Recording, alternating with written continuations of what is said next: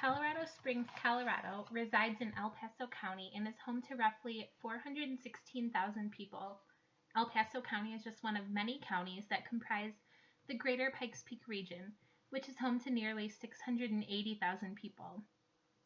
A unique aspect regarding El Paso County is that it's the only county in the entire nation that is home to 5 military commands, and those are Fort Carson, the United States Air Force Academy, Peterson Air Force Base, Schriever Air Force Base, and Cheyenne Mountain. Together, those bases employ approximately 60,000 people and contribute to almost $6 billion to the local economy. And so some of the current demographics you can see here, population by race, white is the predominant population here, 78% of the citizens of Colorado Springs are white. Following that is Hispanic or Latino at 16%, Black or African American at 6%, Asian at 3% of the population. 2 or more races for an individual are 5%, and other at 5% as well. And so the median age for a male here in the city is 33. The median age for a female is 36. And the median household income is $54,527. And this figure classifies a majority of the citizens as middle income. And so as far as education of the citizens, those that are 25 years and above, which makes up 285,183 citizens, 6,792 of them completed 9th grade or below, so therefore they didn't graduate high school. 12,754 of them did graduate high school. 70,663 of them completed some college. You can see it goes on, and only 41,352 individuals have a graduate degree or above. And so here you can see a map of downtown Colorado Springs, which is the area I'm going to focus on with this community assessment. And I'm focusing on this, and you'll see in later in this video that the majority of the population that I'm focusing on is the homeless population. It's quite an epidemic here in Colorado Springs, and they all reside, a majority of them reside within this red area here, which is downtown Colorado Springs. I couldn't find a bigger map to show you how widespread the city is and how small this area is, but this is the majority of where they reside within this city. And so some neighborhood resources and assets that you can see here. There's a great deal of resources within this city for how big it is. There's various food resources such as the Crossfire Ministries, the Springs Rescue Mission, Salvation Army. There's the WIC program, Expanded Food and Nutrition. There's medical resources such as dental health centers, immediate care clinics, homeless medical clinics. There's hearing, speech, and language centers. There's pediatric after-hours clinics, in the El Paso County Department of Health. And some other resources are the Head Start program. There's services for seniors here in the city, and there's foster youth resources and recreation and cultural services. And so for as large as this city is and for how many citizens are comprised, there's a great deal of resources that can be utilized by a wide range of people. And so here you can see some images of downtown Colorado Springs, mostly aerial views for the top two. And then the bottom two are recent pictures of the homeless individuals that I was mentioning. The one on the bottom left is a panhandler who is a common occurrence within the city, is seeing these individuals on the sides of the streets, the middle of medians, for busy highways, asking for money, asking for food, prayers, things of that sort. And then the bottom right picture is a homeless gentleman who you can see he's got all of his possessions with him in that shopping cart. And that is an extremely common scene that you can see all throughout this city. This is a majority of what our homeless individuals look like. He's sitting on a bench downtown. enjoying the warm weather, waiting for the next shelter to open, waiting for the next soup kitchen or food pantry to open, and he's just honestly buying time until it's time to go to sleep and he can find shelter for the night. And approximately 1,219 homeless individuals reside in Colorado Springs, which is a big, big number for this city. And so here you can see some resources that are specific for homeless individuals. You have the Ecumenical Social Ministries, which provides a collaborative Christian response to low-income and homeless people in crisis. It's offered through a variety of services such as clothing, prescription medications, personal hygiene items, transportation, partial utility assistance for those that do have housing, emergency food, and other commodities. They also assist with the emergency social service needs, and they really work to promote self-sufficiency and restore the dignity to the individuals that they serve. So they're really trying to empower these homeless individuals, give them some sort of hope, some sort of independence, and they offer a great deal of services for all of them.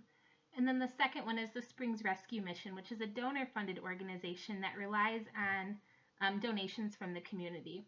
And so they work to fight homelessness, poverty, addiction, and they have a mission to meet the residents where they're at in life. Whatever circumstances they come in through the door with, they'll help you address those right away. And they provide a welcoming and safe environment that promote empowerment, and they provide pathways to get out of homelessness through job training skills, life skills. They offer shower and laundry services, things like that. And so following that is the Catholic Charities of Colorado Springs, which houses the Marian House, which is a donation center. It's a soup kitchen as well as many other things, and they provide help and create hope for people who are poor and vulnerable. And they offer services such as adoption services, English as a second language class. They help people through naturalization and immigration processes, early literacy, life counseling. Like I said, there's a soup kitchen there. And they offer pregnancy counseling for pregnant homeless women. There's also the Salvation Army, which they provide social services, a food pantry, utility assistance, and a licensed after-school program and summer camp for youth. They also do character building for youth homeless individuals. They provide senior citizens with meals and activities to do. They have homeless sheltering services, and they have transitional housing programs as well as Bible studies and emergency disaster services. So it's a really vast array of offerings that they have for this population. Following that is Urban Peak, which is a youth-directed 20-bed emergency shelter where youth can have their basic needs met, from meals to personal hygiene, in a safe and comfortable environment. So beyond the basic needs, youth at shelter receive intensive case management, health services, and education and employment support. And these are all designed to empower each individual youth and help build their self-sufficiency and help establish their goals and help them to find resources and pathways to achieve those goals that they're setting for themselves. The youth can also participate in a variety of life skill classes. They can take part in activities in the community, and some of those are as simple as going out for a hike and volunteering within the community as a group. Excuse me. And then there's the Peak Vista Community Homeless Health Center, which is dedicated to providing exceptional medical, dental, and behavioral health care in a collaborative setting for people of all ages. And so here's some more pictures that I recently took, and these are homeless individuals within Colorado Springs. There's homeless camps. These are literally where the homeless live. It's usually down in a valley underneath the highway bridge. There's a walking trail, and they usually just kind of set up camp all along that trail. And then on the right hand side, you can see that is the Colorado Springs Rescue Mission that I was talking about. The bottom left picture is actually individuals waiting outside the Marian House for breakfast in the morning. And so here is the Marian House. And my husband and I volunteer there frequently with other members of our church. And we've come to recognize several of the regular individuals that come in there. And so I had the pleasure of speaking with an older gentleman named Ralph, who had been homeless for quite some time. He is a Caucasian male in his late 60s. He lost his wife to cancer 8 years ago, and he lost his job around the same time that she was diagnosed.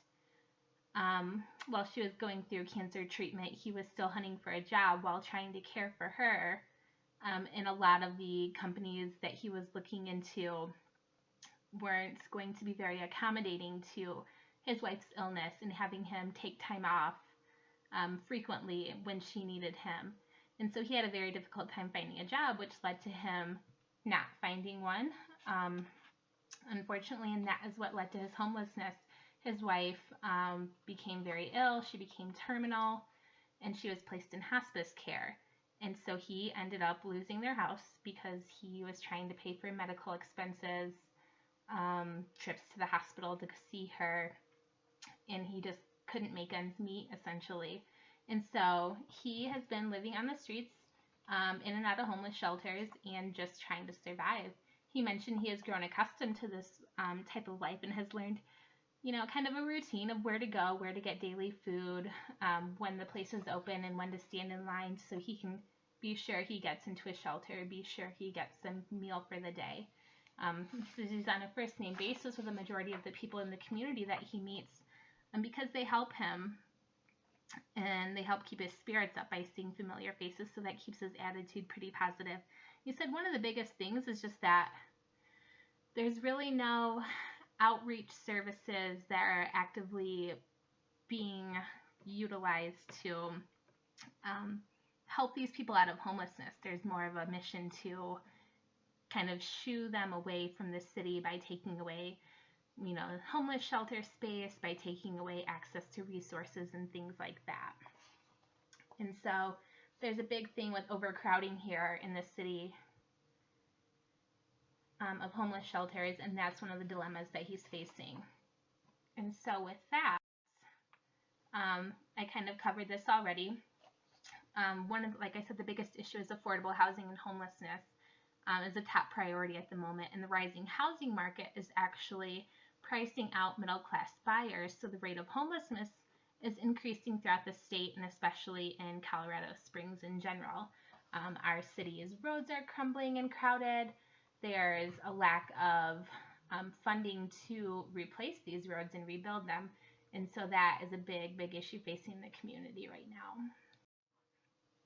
And so to address the problem of homelessness specifically, there are some goals being put in place to address this problem, and those are to increase access to emergency shelter during the winter months by increasing shelter capacity, facilitating the development of a daycare center offering comprehensive services and amenities like showering, laundry, case management, job assistance, and life skill services. There's also expanding outreach programs to reduce street homelessness, increase access to affordable housing, and strengthening communities' continuum of care, and developing a 10-year plan to end homelessness with the support of the community.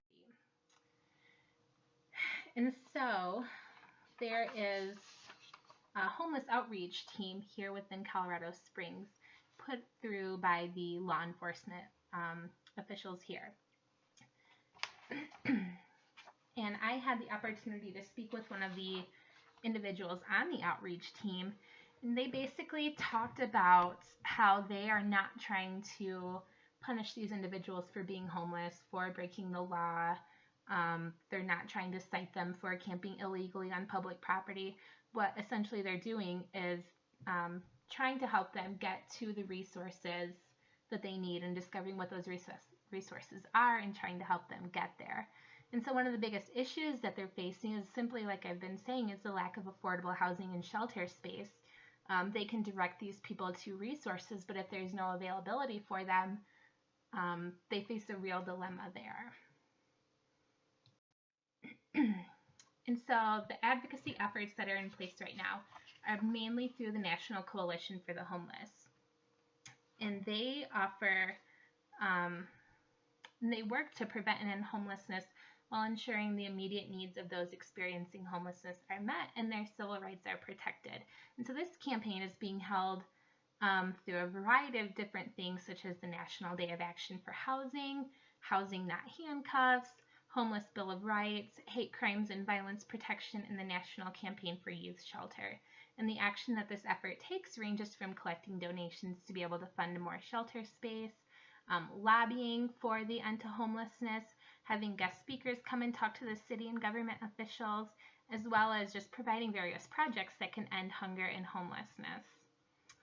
And this entire experience has offered me the opportunity to view my role as a social worker in this effort and contemplate how I can best help this advocacy effort. I feel that learning more about the community resources that are available here in Colorado Springs for homeless individuals specifically would greatly help me to better serve this population, and also practicing advocacy and the various ways to advocate for change is extremely important because that's essentially how policy implementation starts. Someone is advocating for change, and I need to learn how to be effective and direct and talk to the right people and send the right message to them. And also practicing policy work over and over again would greatly benefit me as a social worker. It's something I truly need to build more of a comfort level with. And here are the references I used for some of the information within this presentation.